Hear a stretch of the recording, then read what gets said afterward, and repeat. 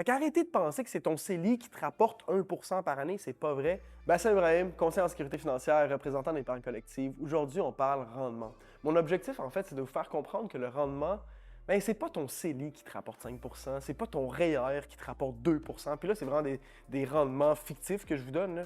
Ce que j'essaie de vous faire comprendre, c'est qu'à l'intérieur de ton CELI, tu as différents types d'investissements qui vont te rapporter différents types de rendements. Dans les différents types de rendements, tu en as trois principales. Tu as le gain en capital, les intérêts et les dividendes.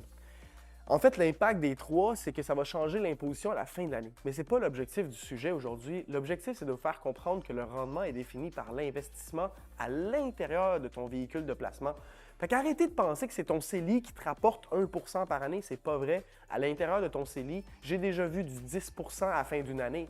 Donc, en fait, en rentrant en contact avec nous, on va être en mesure de choisir les investissements qui vont être faits à l'intérieur de vos différents types de véhicules de placement, puis on va être en mesure d'optimiser le rendement que vous allez faire à la fin de l'année. Ça veut dire beaucoup plus de cash dans tes poches. À très bientôt, au plaisir de te parler.